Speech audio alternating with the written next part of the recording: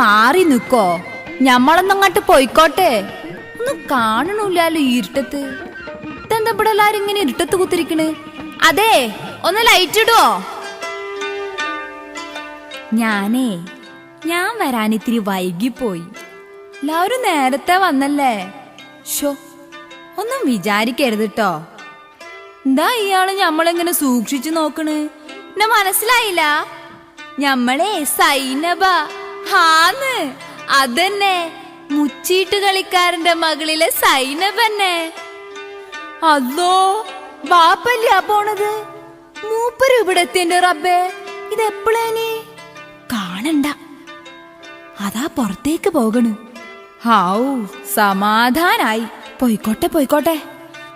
എവിടെ ഇതിന്റെ സംഘാടകര്? എവിടെ? ആരാ നിങ്ങളാ? ഞമ്മൾ ഇങ്ങോട്ട് വിളിപ്പിച്ചപ്പോഴേ ഞമ്മള് പറഞ്ഞില്ലേ ബാപ്പ എവിടെങ്ങാനും വരൂച്ചാല് ഞമ്മ വരൂലാന്ന്.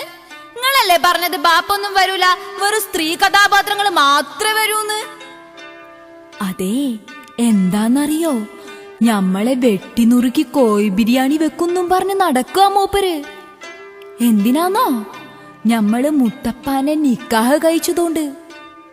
മൂപ്പരാക്ക് ഞമ്മന്റെ കെട്ടിയോൻ മുത്തപ്പാനെ കണ്ണിന്റെ നേർക്ക് കണ്ടൂടാ. നിങ്ങൾക്കറിയാലോ എന്തൊക്കെ പുക്കാറുണ്ടാക്കിയിട്ടാന്ന് ഞമ്മള് മുത്തപ്പാനെ കെട്ടിയതെന്ന്. ഇപ്പൊ ദേഷ്യം മുഴുവൻ എന്നോടാ. എന്താന്നോ, മൂപ്പരെ മുച്ചീട്ട് കളി പൊട്ടിച്ചത് ഞമ്മളായിരുന്നല്ലോ. അയിന്റെ ദേഷ്യം ആന്ന്. അത് പോട്ടെ. ഇവിടെ ഇങ്ങളെല്ലാരും നല്ല പത്രാസിലാണല്ലോ കുത്തിരിക്കണ്. നല്ല കുപ്പായട്ടോ. ഇത് കോഴിക്കോടങ്ങാടിന്ന് വാങ്ങിയതാ?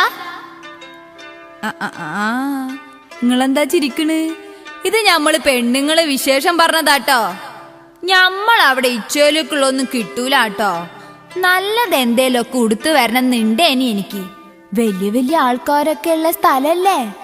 എന്താ പറയാ, ചായമക്കാനിന്ന് ചട്പുക്കോന്ന് ചാടിപ്പാഞ്ഞു വന്നതല്ലേ, അതോണ്ടാ ഇങ്ങനെ. അല്ല, ഇപ്പോൾ ആൾക്കാരൊക്കെ എവിടെ പോയി? പാത്തുമത്താത്തയും സാറാമയും സുഹറയും നാരായണിയും. ഇതുപോലെ ഇന്നേ വരെ ഞമ്മൾ ഒരുമിച്ച് കൂടിയിട്ടില്ലാട്ടോ. അല്ല, അതാരപ്പ അവിടെ കുത്തിരിക്കണ്? നമ്മൾ ആനവാരി രാമൻ നായരല്ലേ? എല്ലാരും ഉണ്ടല്ലോ. പൊൻകുരിശ് തോമേ, എട്ടുകാലി മമ്മൂഞ്ഞു. നിങ്ങളൊക്കെ എന്തിനാ ഇപ്പൊ ഇവിടെ പാഞ്ഞു പിടിച്ചു വന്നത്? ആരെങ്കിലും ക്ഷണിച്ചോ നിങ്ങളൊക്കെ? ഇവിടെ ഞങ്ങള് പെണ്ണുങ്ങളൊക്കെ ഒന്ന് ഒരുമിച്ച് കൂടാന്ന് വിചാരിച്ചതാ, വെറുതെ ഒന്നല്ല.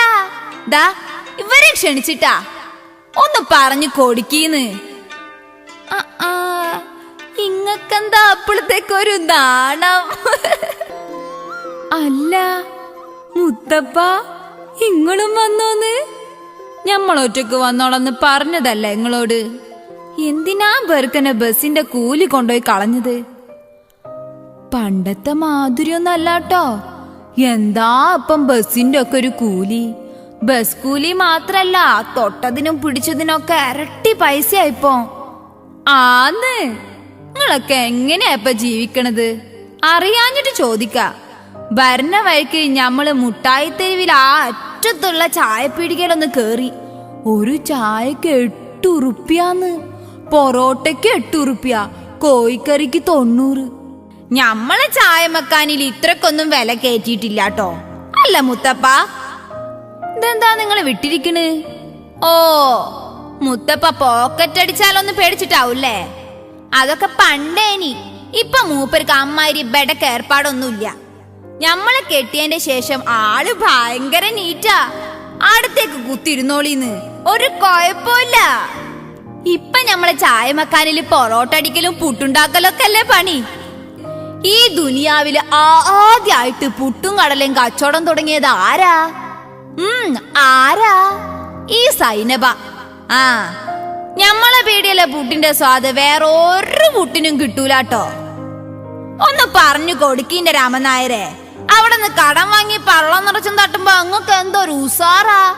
ഇപ്പൊ ഇവിടെ ഉണ്ടമ്പൊരു തൊണ്ടയിൽ കുടുങ്ങിയ ചിലക്ക് കണ്ണും തുറപ്പിച്ചിരിക്കാണല്ല. പറഞ്ഞു കൊടുക്കീന്ന് അങ്ങോട്ട്.